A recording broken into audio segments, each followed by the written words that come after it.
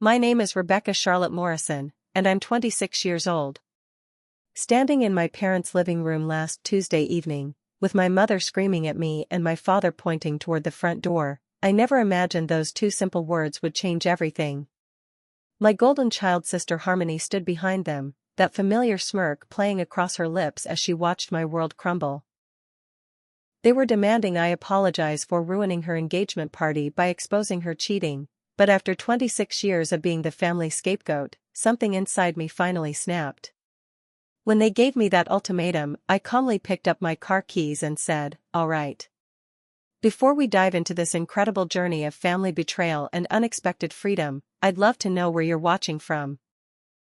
Drop your location in the comments below, and don't forget to hit that like button and subscribe for more real-life family drama stories. Trust me, what happens next will completely shock you, so buckle up because this ride gets wild fast." The favoritism in my family wasn't subtle. From the moment Harmony was born 3 years after me, she became the sun around which our entire household revolved. Every achievement of mine was overshadowed, every mistake magnified, while Harmony could do absolutely no wrong in our parents' eyes. Margaret Morrison, my mother, lived vicariously through Harmony's successes, and my father Robert always took the path of least resistance by siding with whatever kept the peace, which usually meant supporting Harmony against me. 2 weeks before that fateful evening, I'd made a discovery that would set everything in motion. I'd driven to Harmony's upscale apartment to surprise her with homemade cookies for her upcoming engagement party. Using the spare key she'd given me years ago during one of her rare moments of sisterly affection, I walked in to find her passionately kissing someone who definitely wasn't her fiancé Nathaniel. The man turned around, and I recognized him immediately as Trevor, Nathaniel's business partner and supposed best friend. The betrayal was staggering, not just to Nathaniel, but to everyone who believed in their picture-perfect relationship. Harmony's reaction was swift and calculated. Instead of shame or remorse, her eyes narrowed with cold fury as she realized she'd been caught. Within hours of my discovery, she'd already begun crafting her narrative. She called our parents, claiming I was jealous of her happiness and spreading malicious lies because I couldn't stand seeing her succeed. The manipulation was masterful, playing on decades of established family dynamics where I was always the problem child and she was the innocent victim. The first wave of attacks began immediately. Harmony reached out to our extended family with a carefully constructed sob story about my mental instability and obsessive jealousy. She painted herself as the concerned sister trying to help her troubled sibling, while positioning me as someone who needed professional intervention. Our aunts, uncles, and cousins who had witnessed years of my parents' favoritism toward Harmony readily accepted this narrative, sending me concerned messages about getting help for my issues. My parents, completely buying into Harmony's version of events, insisted I attend family therapy to address my jealousy problems. They found a therapist who, I later discovered, had been specifically chosen and was being compensated privately by my parents to support their predetermined conclusion that I was the problem. These sessions became weekly gaslighting marathons where my legitimate concerns about Harmony's behavior were pathologized and dismissed. The therapist suggested I might benefit from medication to help with my delusions and resentment toward family success. The harassment extended beyond family boundaries when Harmony called my workplace claiming there was a family emergency that required me to leave immediately. My supervisor, concerned about my well-being, granted me emergency leave, but the pattern of disruptions was already beginning to affect my professional reputation. Harmony timed these calls strategically, always during important meetings or crucial project deadlines, making me appear unreliable and scattered to my colleagues. The engagement party itself was a carefully orchestrated public humiliation. Harmony had spent weeks preparing for this moment, planting seeds of doubt about my stability with every guest. When I arrived that evening, I could feel the weight of judgmental stares and whispered conversations.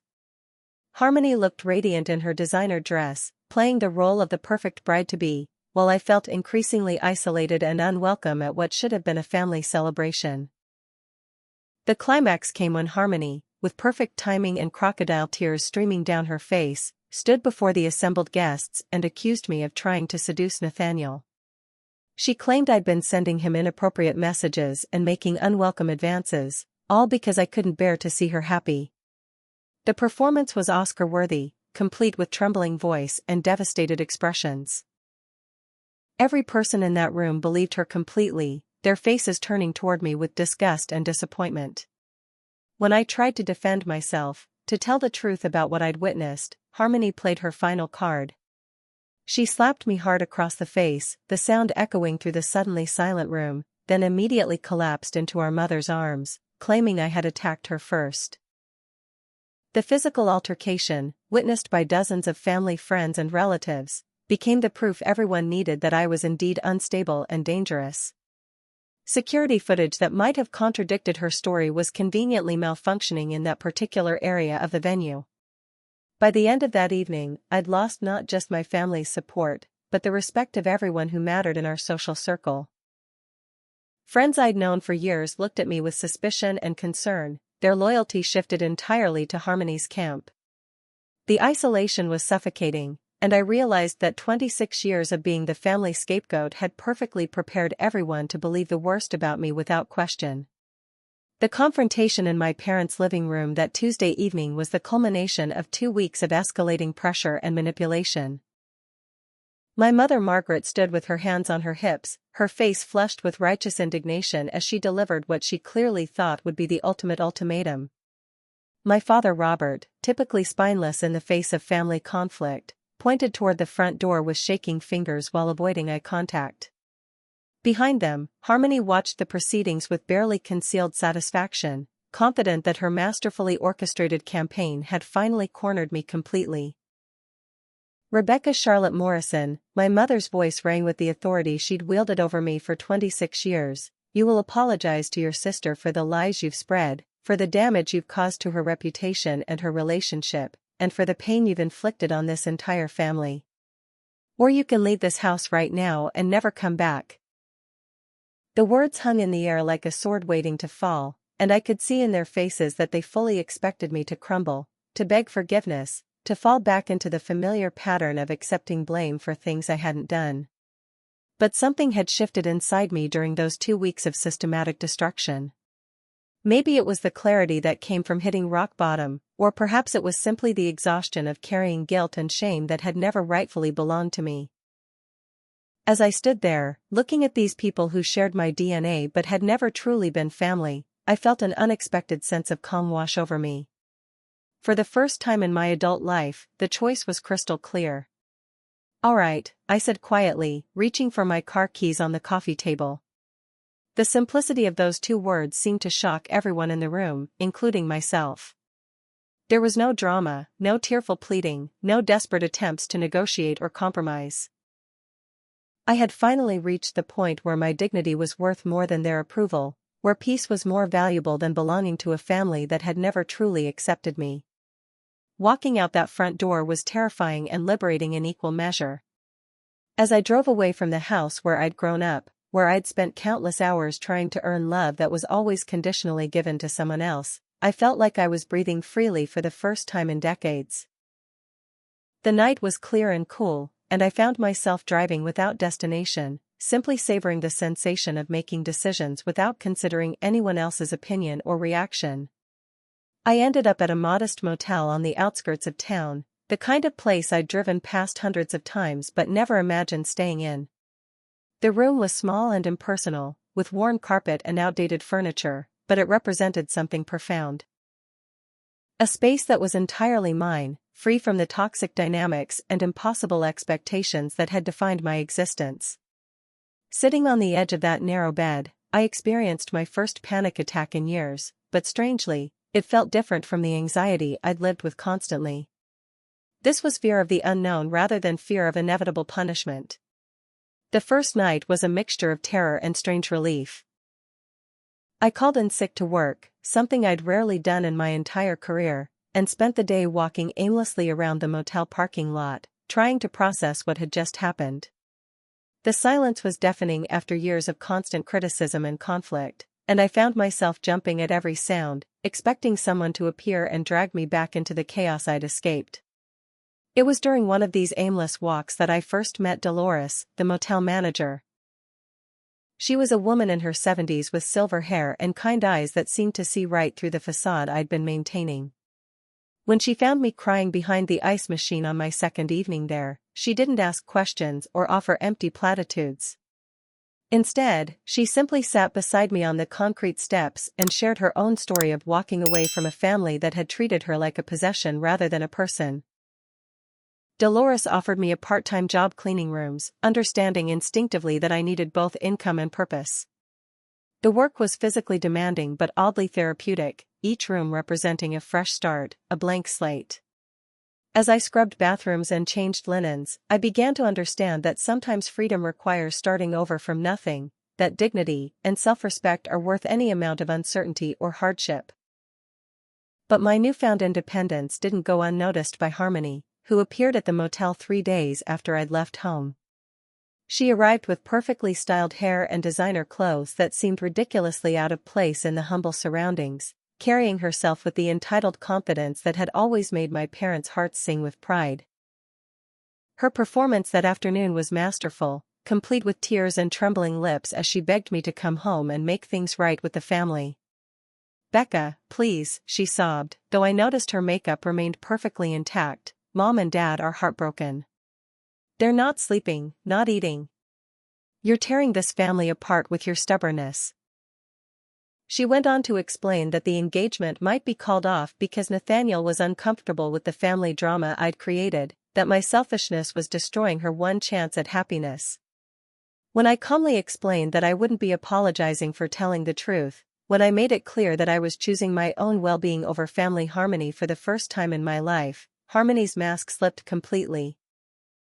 The tears stopped instantly, replaced by cold fury that I'd seen glimpses of throughout our childhood but never directed at me so openly.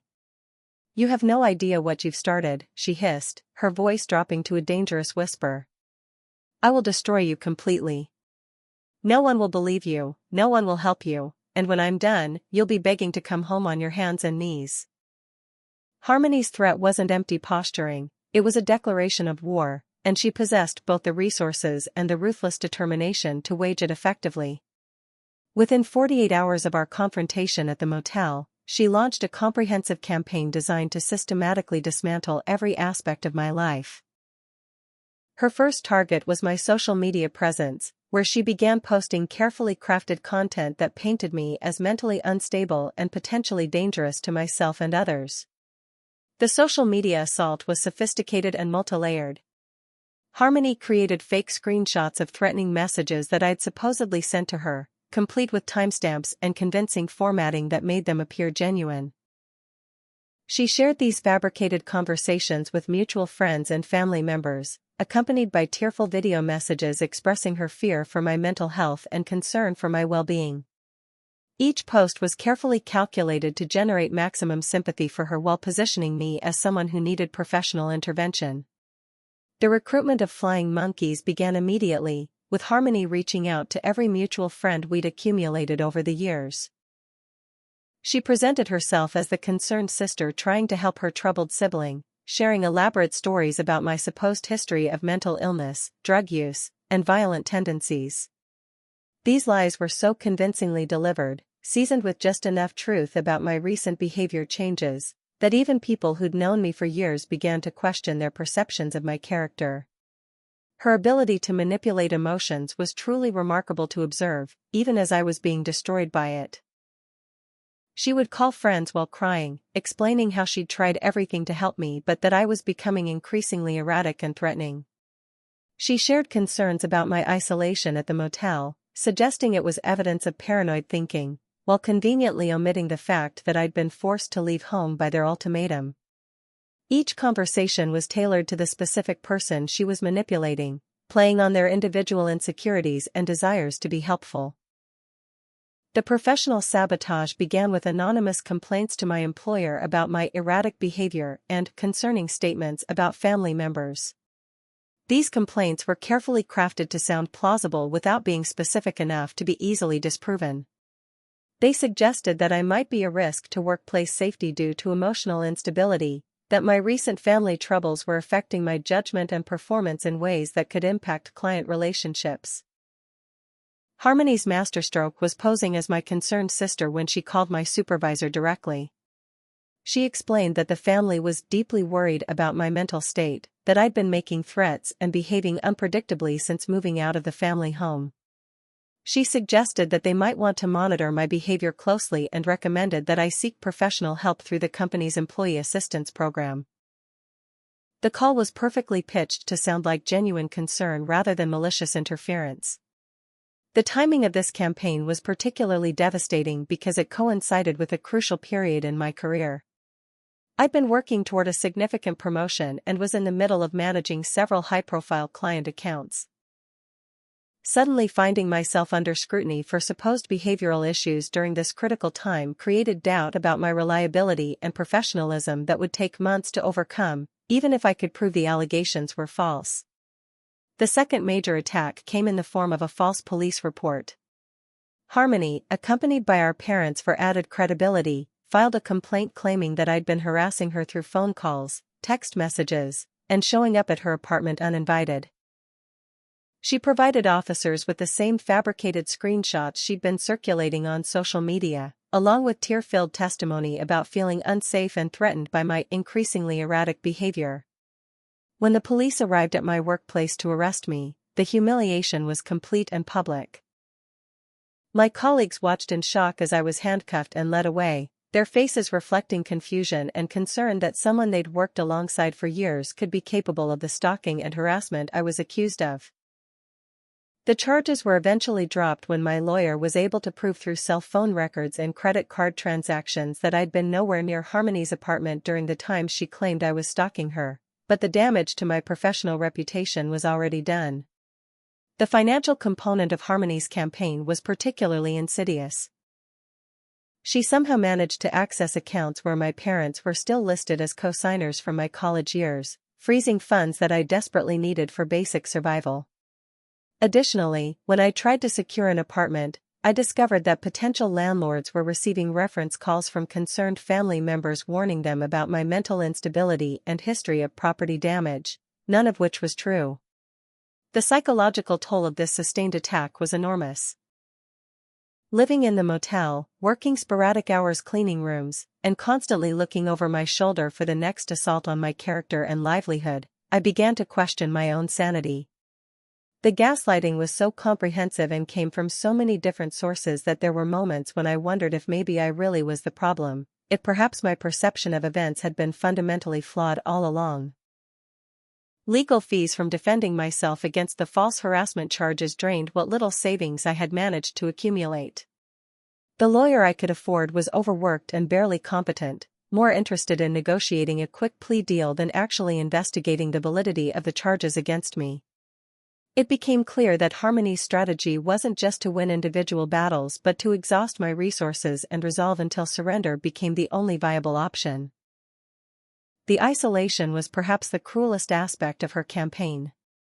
Friends who'd known me for years began avoiding my calls and declining invitations to meet, clearly uncomfortable with the version of events they'd been fed about my mental state and behavior.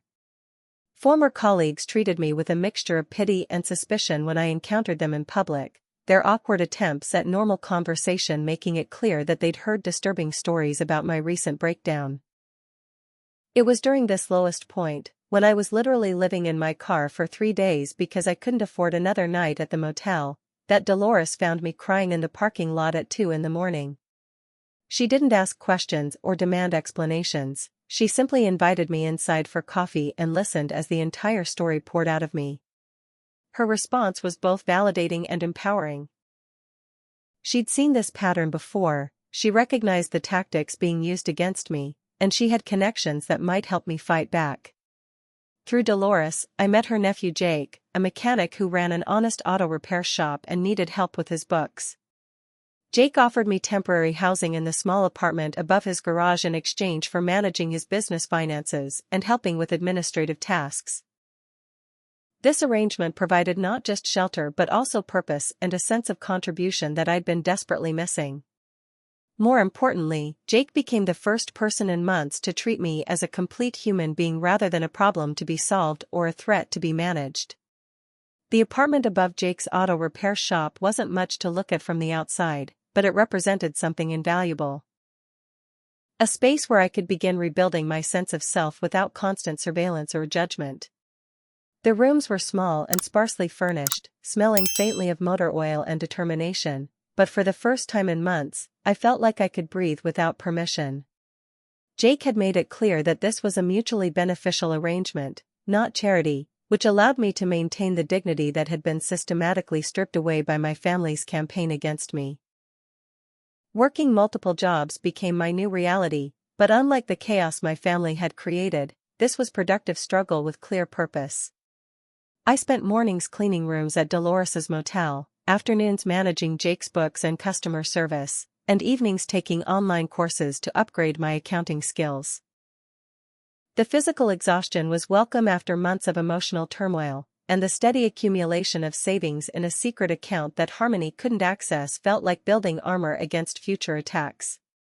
Jake himself was a revelation in human decency.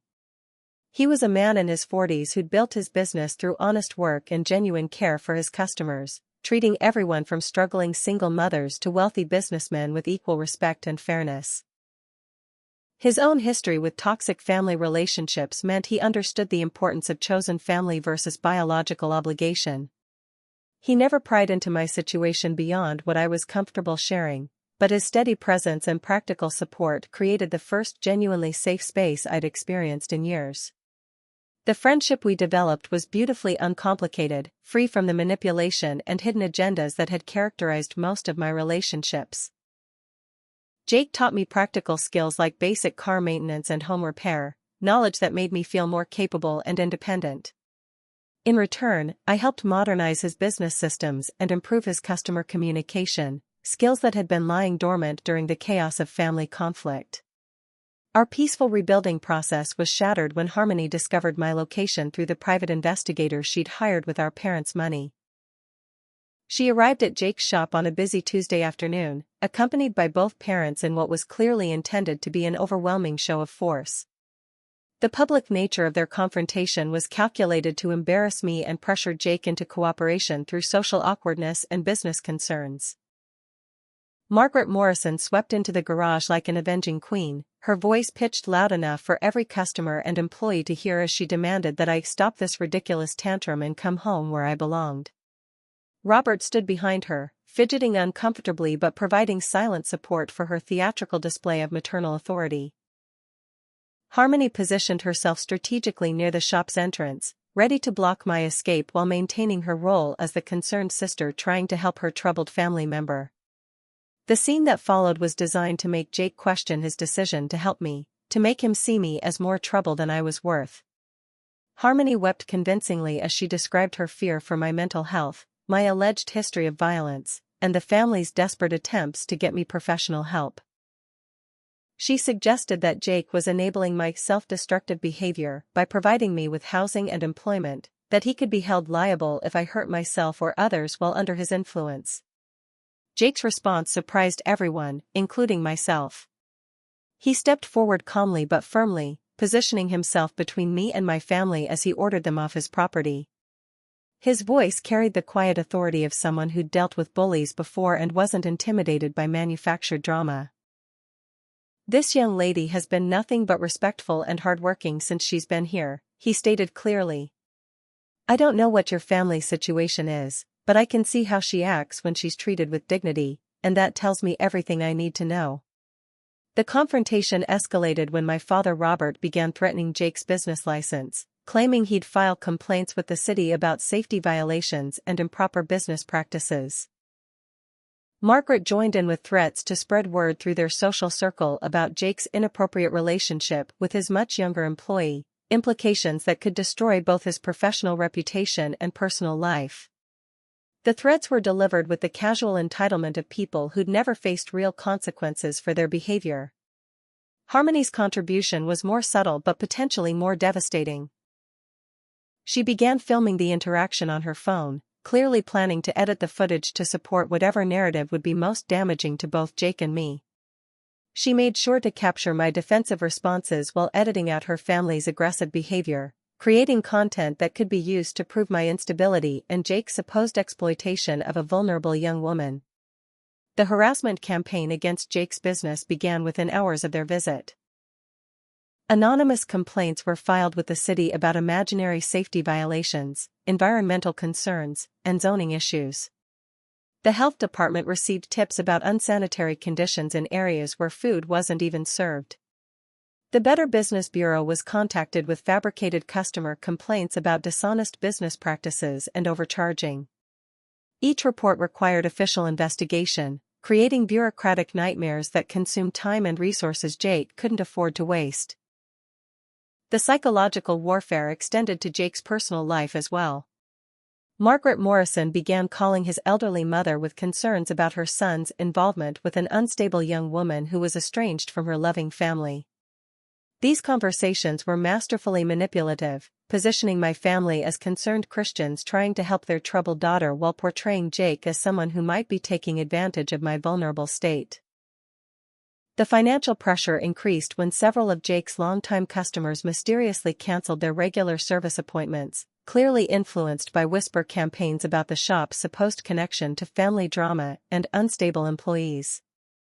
The loss of reliable income threatened not just Jake's business but also my employment and housing, exactly as Harmony had calculated when she chose these particular pressure points. During this period, I began working with a legitimate therapist, Dr. Sarah Chen, who specialized in family abuse and narcissistic manipulation. Through our sessions, I began to understand the psychological mechanisms that had kept me trapped for so many years, recognizing patterns of gaslighting, triangulation, and scapegoating that had shaped my entire worldview. This therapeutic relationship provided both validation and practical tools for maintaining my sanity while under sustained attack. The third major assault came in the form of accusations that I'd been stealing from my previous employer, charges that mysteriously surfaced during background checks for potential new jobs.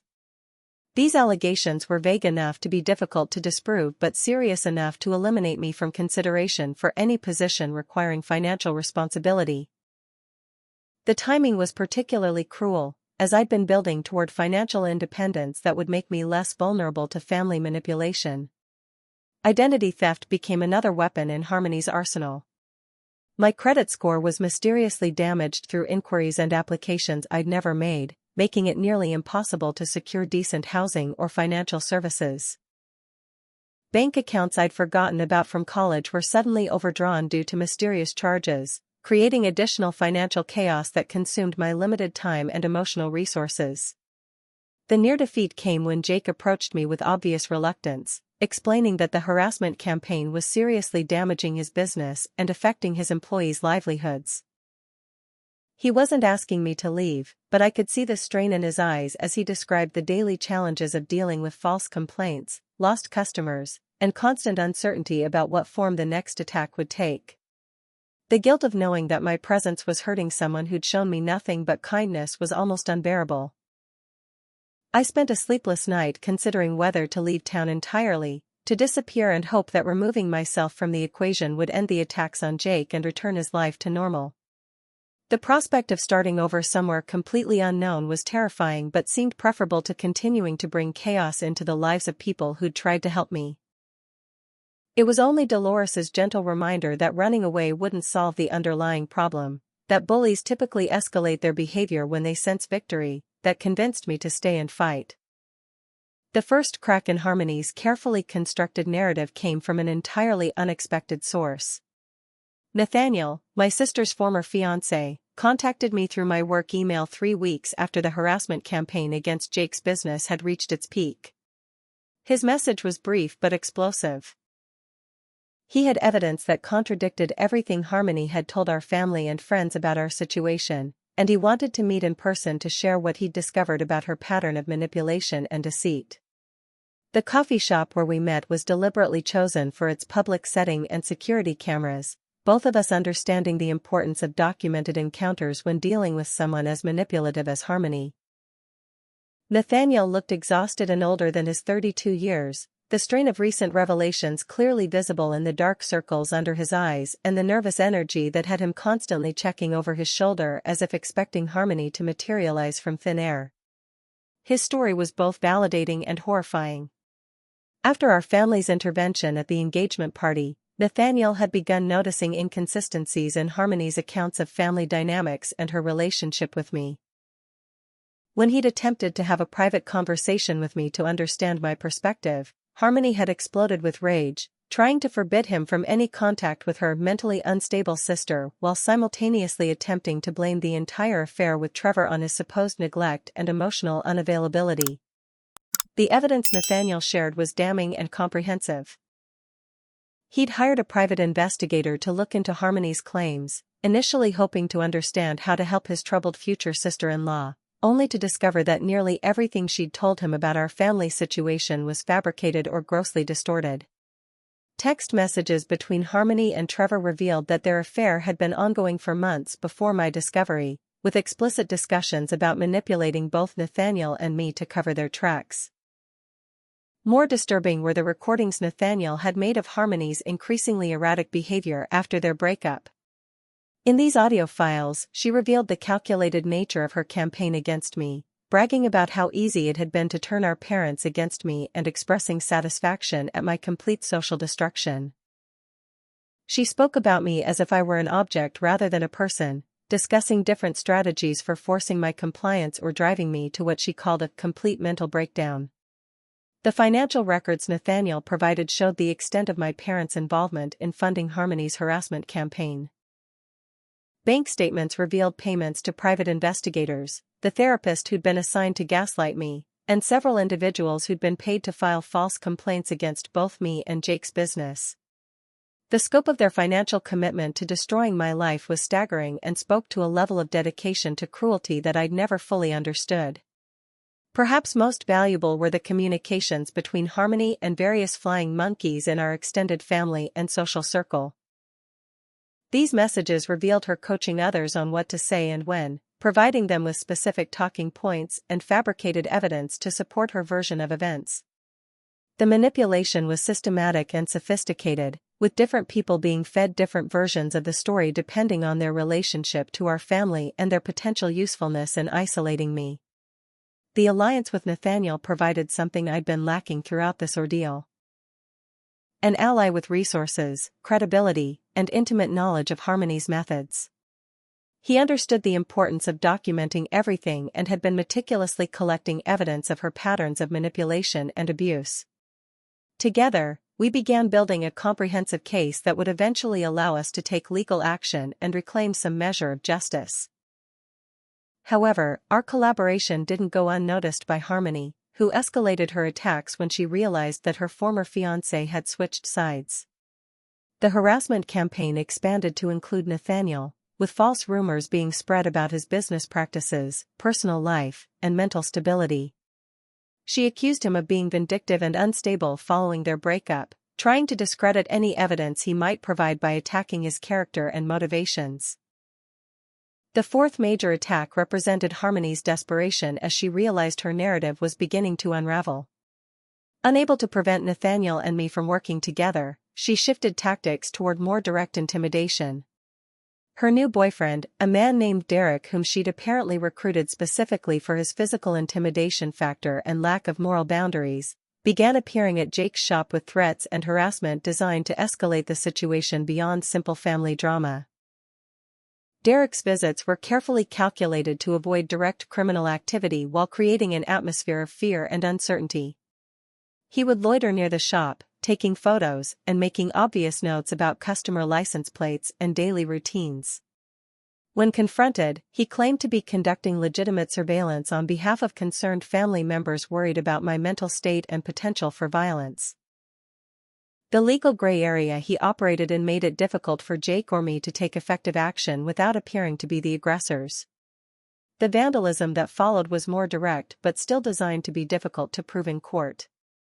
Tires were slashed on customer vehicles, windows were broken with rocks thrown from moving cars, and graffiti appeared overnight suggesting that the shop supported dangerous criminals and unstable employees. Each incident was reported to police, but without clear video evidence or witnesses willing to testify, law enforcement could only file reports and increase patrols in the area. The anonymous tip to the IRS about Jake's business was perhaps the most serious escalation, as tax audits can destroy small businesses even when they find no wrongdoing. The process of gathering documentation, meeting with auditors, and proving compliance with complex regulations consumed enormous amounts of time and money that Jake couldn't afford. The stress of government scrutiny combined with ongoing harassment was beginning to take a serious toll on his health and business relationships. Our counter-strategy began with the legal assistance of Miranda Chen, a lawyer specializing in family abuse cases who agreed to work pro bono through her connections with local women's shelters. Miranda immediately recognized the classic patterns of narcissistic family abuse and helped us understand both the psychological manipulation tactics being used against us and the legal remedies available to combat them. Her experience with similar cases provided roadmaps for documenting harassment and building cases for restraining orders. The security cameras we installed at Jake's shop proved invaluable when they captured Derek and an associate vandalizing customer vehicles while wearing clothing that partially obscured their faces but not enough to prevent identification. This footage provided the first concrete evidence linking Harmony's campaign to actual criminal activity, giving us leverage that we'd been lacking throughout the ordeal. Jake's ex-girlfriend Melissa, who had initially been recruited by Harmony to provide false testimony about inappropriate behavior at the shop, finally came forward to admit that she'd been manipulated into participating in the harassment campaign. Her conscience had been troubling her as she witnessed the escalating attacks, and she realized that her false statements could have serious legal consequences for both Jake and me. Her testimony provided crucial evidence of Harmony's systematic recruitment and coaching of false witnesses. The investigation we initiated began uncovering a pattern of behavior that extended far beyond my situation. Harmony had used similar tactics against previous boyfriends, college roommates, and coworkers who had crossed her or threatened her image. The pattern revealed someone with serious psychological issues who had been enabled by our parents' unlimited financial and emotional support throughout her adult life. This broader context helped explain both the sophistication of her campaign and the resources she could draw upon to sustain it. Harmony's increasingly desperate behavior began working against her as she struggled to maintain control of a narrative that was rapidly falling apart. Her fifth major attack represented a complete abandonment of subtlety as she filed a false embezzlement report with my former employer, claiming that I'd been stealing money during my time there and suggesting that my current financial difficulties were evidence of continued criminal activity. The accusation was easily disproven through financial records and security footage, but it demonstrated her willingness to risk serious legal consequences in her pursuit of my destruction.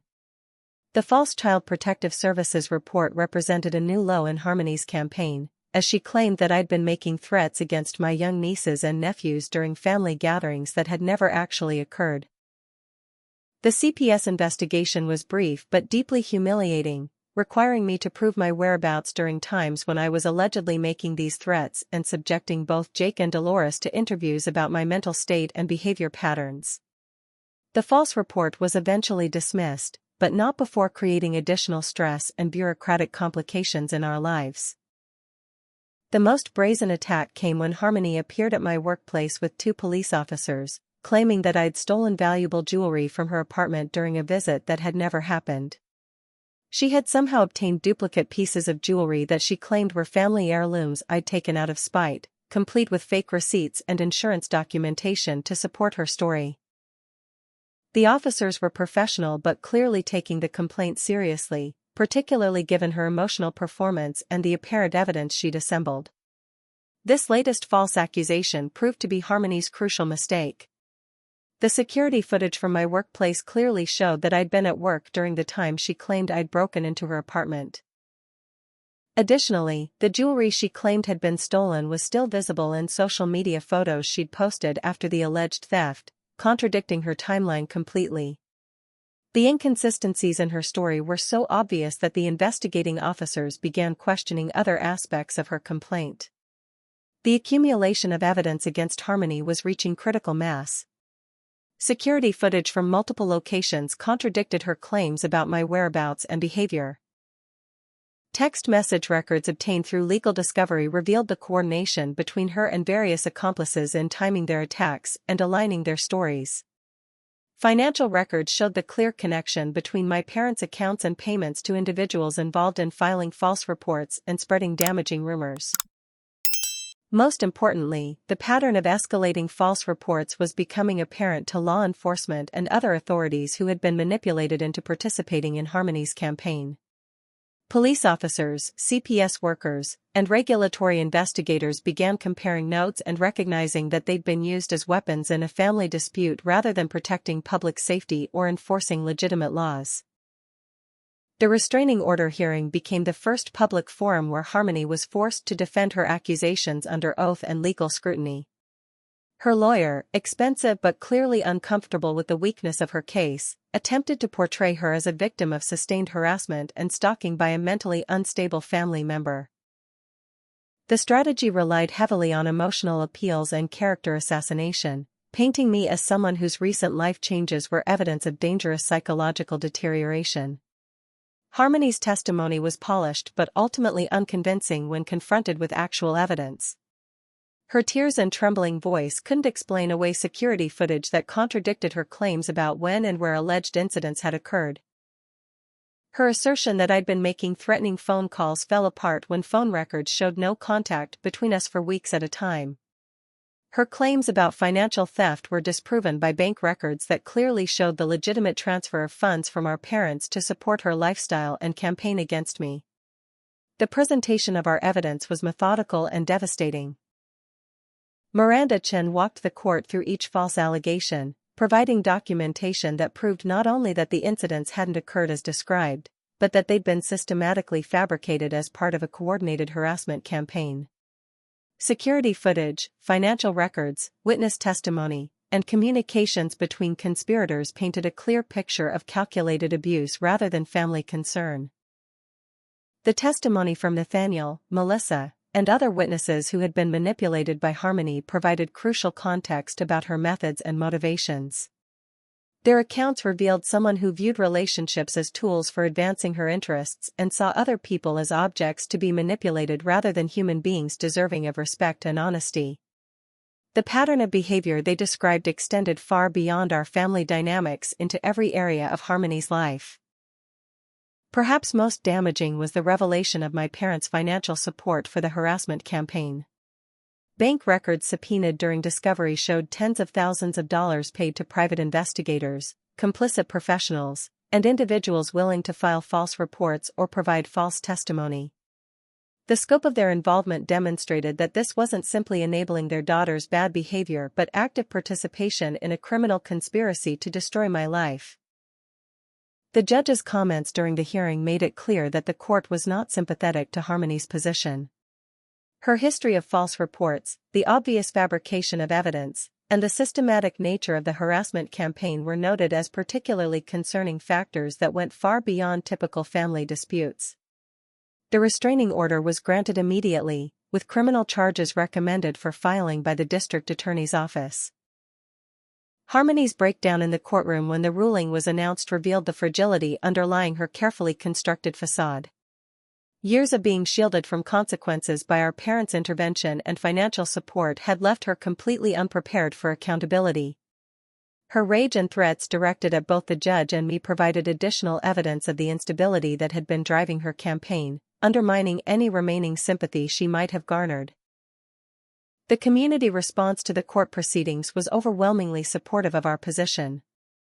Local news coverage of the case highlighted the broader issue of family abuse and the difficulty victims face when their abusers appear successful and respectable to outsiders. Social media campaigns that had initially supported Harmony began shifting as evidence of her systematic deception became public knowledge. The civil lawsuit we filed simultaneously with the criminal proceedings sought damages not only for the financial costs of defending against her false allegations but also for the intentional infliction of emotional distress and interference with business relationships. The case was strong enough that Harmony's insurance company began settlement negotiations almost immediately, recognizing that fighting the charges would likely result in much larger damages being awarded. Jake's business, which had suffered tremendously during the harassment campaign, began recovering as the truth became public knowledge. Customers who had been driven away by false rumors returned with apologies and additional business. The community rallied around him as word spread about his courage in standing up to bullies and protecting someone in need. The attempted destruction of his livelihood had instead strengthened his reputation as a man of integrity and principle. The aftermath of Harmony's legal defeat brought unexpected visitors to Jake's auto repair shop as my parents attempted to manage the fallout from their daughter's systematic campaign of harassment and false accusations. My father Robert appeared on a gray Thursday morning, looking older and more fragile than I remembered, his hands shaking slightly as he asked Jake if he could speak with me privately. The conversation that followed would reveal the true depth of my family's dysfunction and their continued inability to accept responsibility for their actions. Robert's confession was carefully choreographed, designed to appear genuine while avoiding any admission of criminal liability that might be used against them in ongoing legal proceedings. He spoke of sleepless nights and growing doubts about Harmony's version of events, claiming that he and Margaret had always sensed something was wrong but hadn't known how to address it. His tears seemed genuine, but his words revealed the same pattern of deflection and minimization that had characterized my childhood interactions with him. The narrative he presented painted my parents as concerned but misguided enablers rather than active participants in the harassment campaign. According to his version, Harmony had manipulated them just as she'd manipulated everyone else, feeding them carefully crafted lies and manufactured evidence that had convinced them I was genuinely dangerous and in need of intervention. He claimed they'd only wanted to help both their daughters and had been devastated to learn that their financial support had been used for criminal activities. The invitation to family dinner came with promises that things would be different now that they understood the truth about Harmony's behavior. Margaret had supposedly been attending therapy to address her role in enabling the abuse, and they were both committed to rebuilding their relationship with me based on honesty and mutual respect. Robert painted a picture of parents who had learned from their mistakes and were ready to make amends, suggesting that family healing was not only possible but inevitable if I could find forgiveness in my heart. Against my better judgment and despite Miranda Chen's strong advice to avoid any contact with my family while legal proceedings were ongoing, I agreed to meet with them. The dinner was held at their house, the same dining room where countless childhood meals had reinforced the family hierarchy that positioned me as perpetually problematic and Harmony as perpetually perfect. The familiar surroundings brought back powerful emotional memories that made it difficult to maintain the psychological boundaries I'd worked so hard to establish. The evening began promisingly, with both parents appearing genuinely remorseful and eager to understand my perspective on events they claimed to have completely misunderstood. They asked thoughtful questions about my experiences during the harassment campaign, expressing horror and disbelief that their financial support had been used to fund such systematic abuse. Margaret even apologized for specific instances of favoritism during our childhood, acknowledging that their differential treatment of Harmony and me had been unfair and damaging. However, as the evening progressed, their true motivations became increasingly apparent. The conversation gradually shifted toward concerns about the legal consequences Harmony was facing, with subtle suggestions that perhaps the punishment didn't fit the crime and that family members should protect each other rather than seeking justice through the courts. They painted Harmony as mentally ill rather than maliciously calculating, suggesting that she needed family support and professional treatment rather than criminal prosecution.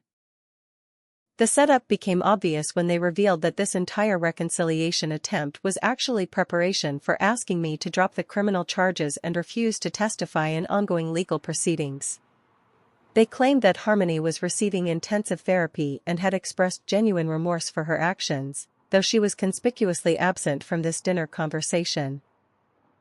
They suggested that pursuing legal action would only cause more pain for everyone involved and prevent the family healing they claimed to want.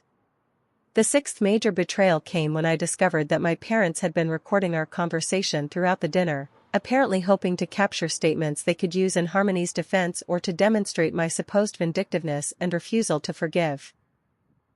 The recording device was hidden in a flower arrangement on the dining room table, positioned to capture everything while remaining invisible to casual observation. The violation of trust represented by this deception was perhaps more painful than any of the previous attacks. Even more disturbing was my mother's attempt to drug my wine during dinner, apparently hoping to make me appear intoxicated or unstable if the evening's conversation were to be used in legal proceedings. I noticed the bitter aftertaste only after taking a few sips and managed to avoid consuming more, but the realization that my own mother would attempt to chemically impair me for legal advantage was deeply traumatizing and confirmed that her expressions of remorse had been completely false. The emotional manipulation reached its peak when my father launched into a speech about family loyalty and the importance of protecting each other against outside threats. He spoke about our family's reputation in the community and the shame that public legal proceedings would bring to the family name. The implication was clear: I was expected to sacrifice my own pursuit of justice to protect the family's image and Harmony's future prospects.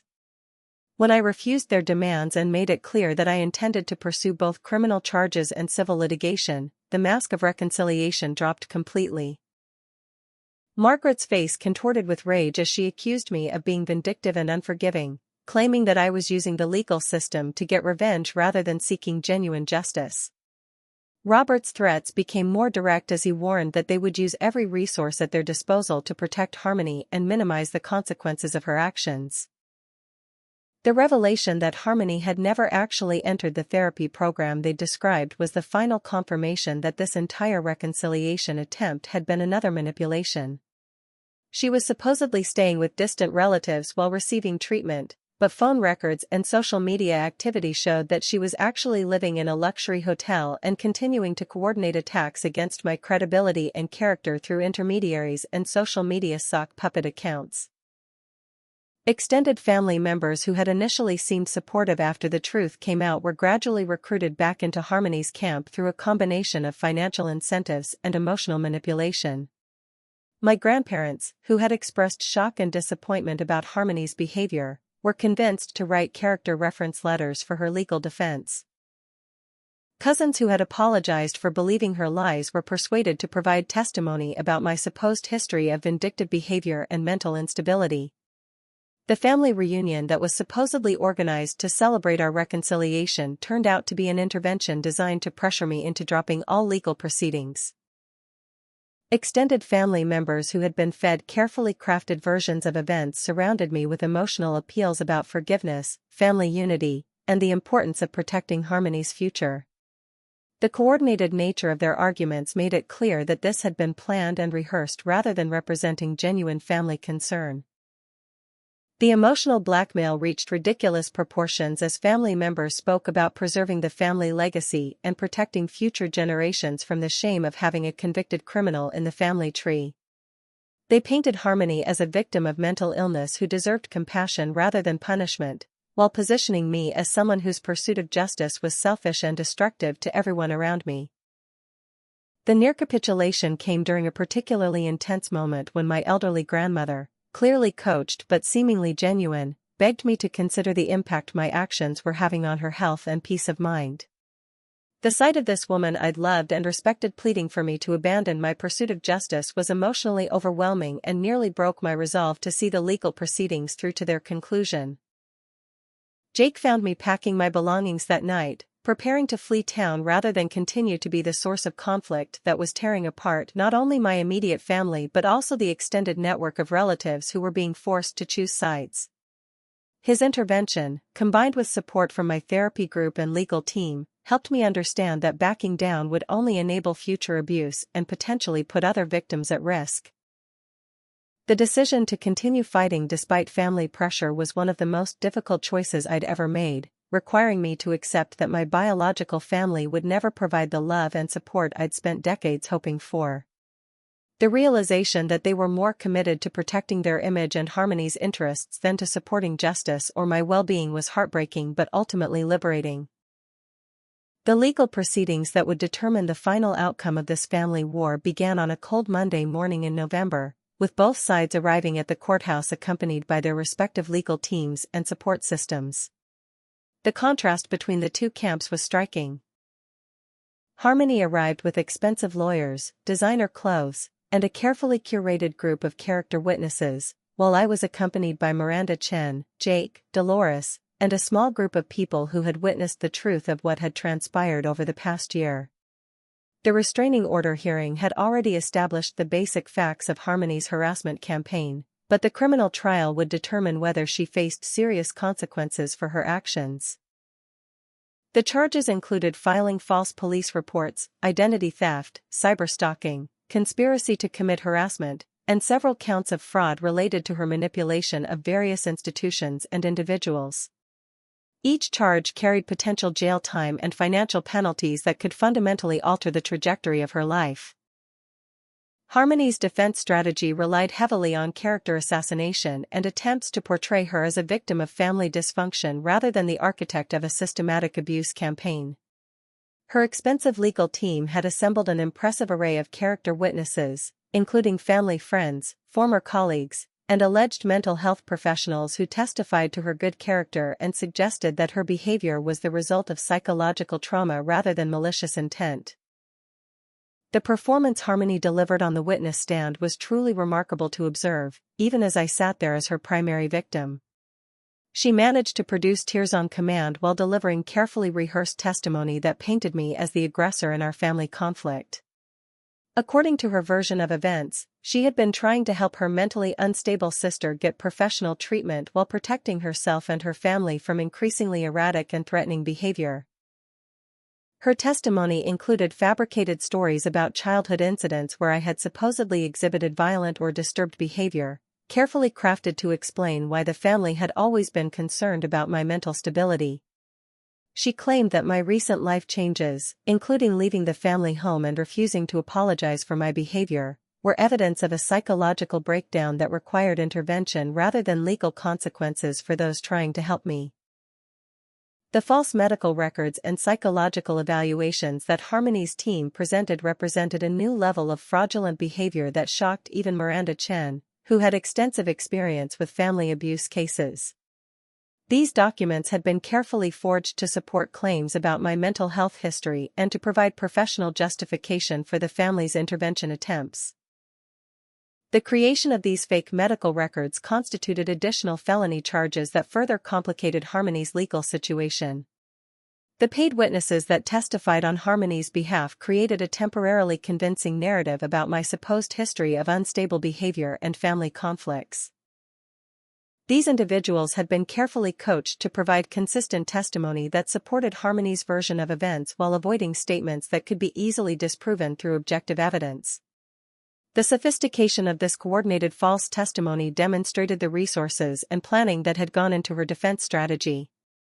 However, the presentation of evidence by the prosecution methodically dismantled every aspect of Harmony's defense. Security footage from multiple locations contradicted her claims about when and where alleged incidents had occurred. Text message trails obtained through discovery revealed the premeditated nature of her harassment campaign and the coordination between her and various accomplices. Financial records clearly showed the flow of money from my parents to individuals involved in filing false reports and creating fabricated evidence. The testimony from legitimate witnesses painted a completely different picture of both my character and Harmony's systematic abuse.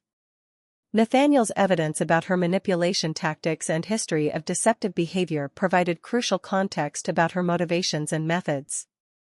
Jake's testimony about the impact of the harassment campaign on his business and the community's response demonstrated the far-reaching consequences of her actions. Perhaps most damaging was the testimony from individuals who had been manipulated into participating in Harmony's campaign but had eventually come forward to reveal the truth. Melissa's account of being coached to provide false testimony, combined with recordings of conversations where Harmony had bragged about her manipulation tactics, provided devastating evidence of premeditation and lack of remorse. My parents' appearance as witnesses for Harmony's defense was particularly painful to watch, as they doubled down on their support for her despite overwhelming evidence of her criminal behavior. Their testimony revealed the depths of their denial and their willingness to perjure themselves rather than acknowledge the truth about their daughter's actions. They admitted to funding the harassment campaign but characterized it as legitimate concern for my well-being rather than criminal conspiracy. The revelation during their testimony that they had spent over $50,000 funding Harmony's campaign against me shocked even the seasoned court observers. The financial records presented as evidence showed payments for private investigators, false witnesses, complicit professionals, and various forms of harassment that continued even after they claimed to have realized the truth about Harmony's behavior. The seventh and final attack occurred on the night before the verdict was scheduled to be delivered, when Harmony violated her restraining order by appearing at Jake's auto repair shop armed with a kitchen knife and making explicit threats against my life. Her emotional state had deteriorated significantly as the trial progressed and the likelihood of conviction became apparent. Security cameras captured her approaching the building while clearly visible carrying the weapon. The confrontation that followed was both terrifying and oddly liberating, as Harmony finally dropped all pretense and revealed the depth of her hatred and resentment that had been driving her campaign against me. She screamed accusations about how I had ruined her life by refusing to play my assigned role as the family scapegoat, expressing rage that I had dared to seek justice rather than accepting abuse silently. Her threats of suicide if I didn't recant my testimony and drop all charges represented a final attempt at manipulation, but her years of lies and calculated abuse had eliminated any sympathy I might have felt for her emotional distress. The arrival of police officers who arrested her for multiple violations of the restraining order provided concrete evidence of her continued dangerousness and lack of respect for legal boundaries. The community support that emerged during this final phase of the legal battle was overwhelming and unexpected. Jake's customers organized fundraising efforts to help with legal expenses. Local news coverage of the case brought attention to the broader issues of family abuse and the challenges victims face when seeking justice against manipulative abusers. Social media campaigns that had initially supported Harmony completely reversed as evidence of her systematic deception became public knowledge. The donations that poured in from complete strangers who had followed the case through news coverage and social media provided both financial support and emotional validation that our fight for justice was worthwhile. Letters and messages from other abuse survivors who saw their own experiences reflected in my story created a sense of community and purpose that extended far beyond my individual situation. The verdict, when it finally came, was swift and comprehensive.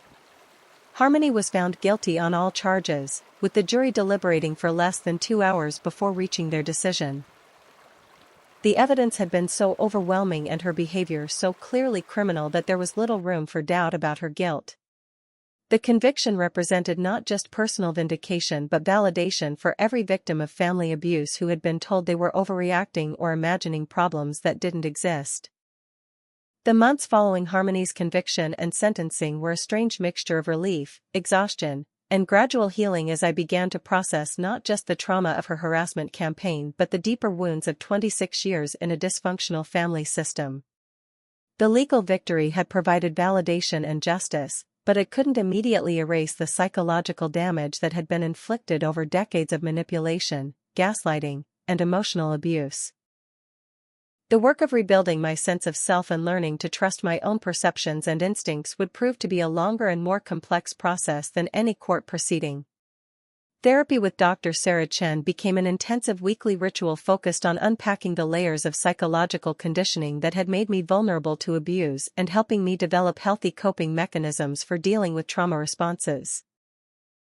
Through our work together, I began to understand how growing up as a scapegoat had shaped my worldview, my relationships, and my sense of self-worth in ways that extended far beyond my interactions with my immediate family.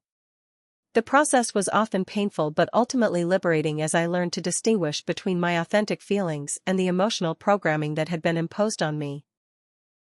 The learning curve for establishing and maintaining healthy boundaries was steep and sometimes discouraging. After spending most of my life trying to earn love and approval from people who were constitutionally incapable of providing it, I had to consciously retrain myself to recognize red flags in relationships and to prioritize my own well-being over other people's comfort. Simple decisions like saying no to requests or expressing disagreement with others' opinions required deliberate effort and practice.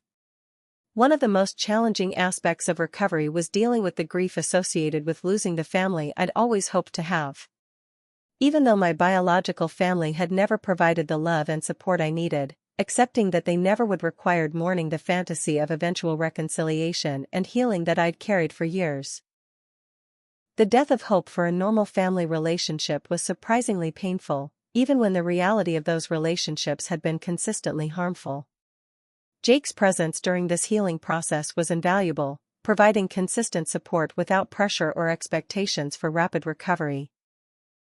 Our friendship had deepened through shared adversity, and his understanding of family dysfunction from his own background made him uniquely qualified to support someone navigating the complex emotions involved in cutting ties with toxic relatives. He never pushed for our relationship to develop beyond friendship but was consistently present when I needed practical help or emotional support. The romantic relationship that eventually developed between us evolved naturally over the course of nearly a year, built on a foundation of mutual respect and genuine compatibility rather than trauma bonding or emotional neediness. Both of us had done significant personal work to address our own family of origin issues before allowing our relationship to become romantic, which created a dynamic based on choice rather than desperation or fear of abandonment. Jake's proposal came during our first Christmas as a completely free and independent couple, exactly 2 years after I'd walked out of my parents' house with nothing but car keys and the determination to maintain my dignity. The timing felt symbolic of how far we'd both traveled from the broken people we'd been when we first met, now capable of offering each other genuine love rather than simply mutual rescue from difficult circumstances. The wedding we planned was small and intimate, attended by the chosen family we'd built through shared experiences and mutual support rather than biological obligation. Dolores served as my matron of honor, having been the first person to see my potential for healing and growth when I was at my lowest point. Jake's brother and sister-in-law provided the kind of warm, functional family relationship I'd never experienced before, demonstrating what healthy family dynamics actually looked like. Some members of my extended family did reach out during this period, offering genuine apologies and expressions of regret for their role in supporting Harmony's campaign against me. My cousin Stephanie, who had initially been recruited to gather information for Harmony's defense, eventually provided a detailed confession about the manipulation tactics that had been used against family members and her growing realization that she'd been participating in criminal activity. My grandmother's private letter of apology was particularly meaningful, as she acknowledged that her age and desire to avoid family conflict had made her vulnerable to manipulation but didn't excuse her failure to protect me from abuse. Her willingness to testify truthfully during Harmony's sentencing hearing, despite pressure from my parents to support their daughter, demonstrated courage and integrity that provided a model for healthy family relationships. The decision about whether to maintain any relationship with my parents was complex and evolved over time as they faced the consequences of their choices. Their marriage continued to deteriorate under the stress of legal bills, social isolation, and the reality that their enabling behavior had created a criminal who had devastated multiple lives. My father's drinking problem worsened significantly, and my mother's mental health declined as she struggled to maintain her public image while dealing with private shame. Robert's health crisis 6 months after Harmony's conviction created a test of my boundaries and my capacity for forgiveness. He reached out through an intermediary, requesting a final meeting to make amends before what doctors believed might be terminal liver disease claimed his life. The decision to visit him in the hospital was difficult but ultimately necessary for my own closure, providing an opportunity to say what needed to be said without false hope for ongoing relationship. The conversation with my dying father was honest and painful, with him finally acknowledging the full extent of the damage his favoritism and enabling had caused throughout my childhood and adult life. His admission that he'd always known Harmony was manipulative but had chosen to appease her rather than protect me provided validation but also highlighted the tragedy of wasted opportunities for genuine family healing. Margaret's response to her husband's illness and eventual death revealed the depth of her psychological dysfunction and her continued inability to accept responsibility for her role in the family's destruction. Even at Robert's funeral, she attempted to manipulate the situation by suggesting that family reconciliation was his dying wish, apparently unable to understand that her actions had made such reconciliation impossible. My professional growth during this period exceeded anything I could have imagined when I was cleaning motel rooms and hiding from my family's harassment campaign. The bookkeeping business I started with Jake's encouragement grew rapidly as word spread about my skills and integrity. Specializing in helping small businesses like auto repair shops, restaurants, and retail stores provided both financial stability and a sense of meaningful contribution to my community. The advocacy work I began doing for adult children of narcissistic families became increasingly important as I recognized how many people were struggling with similar family dynamics but lacked resources or support systems to break free from abuse. Speaking at support groups and writing articles about recognizing family manipulation tactics provided purpose and meaning that transcended my individual healing journey. The children Jake and I eventually had together represented the ultimate victory over the cycle of family dysfunction that had defined previous generations.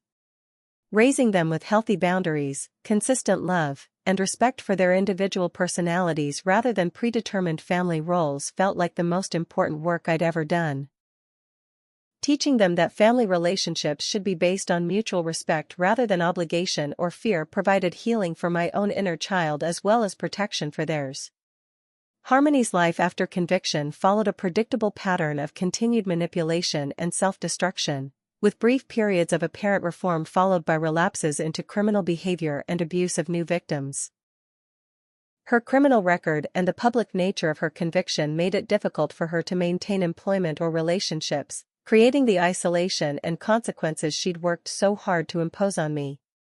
The poetic justice of her situation provided some satisfaction, though I found myself feeling more pity than anger as I watched her destroy every opportunity for genuine redemption. The final confrontation opportunity came 5 years after her conviction, when Harmony was released from prison and attempted to orchestrate a public reconciliation for publicity purposes. Her apparent transformation and claims of genuine remorse were convincing enough to fool some media outlets and naive observers, but the manipulation tactics she employed were immediately recognizable to anyone who understood her history. My confident refusal to participate in her publicity campaign, combined with clear documentation of my reasons for maintaining no contact, demonstrated how far I'd traveled from the confused and self-doubting young woman who had once been vulnerable to her manipulation. The ability to say no without guilt or second-guessing represented perhaps the most significant milestone in my healing journey. The life lessons that emerged from this experience extended far beyond my individual situation to broader truths about family relationships, personal boundaries, and the courage required to choose authenticity over approval. Understanding that all right could mean accepting reality rather than admitting defeat had been the beginning of my liberation from systems designed to keep me small and compliant.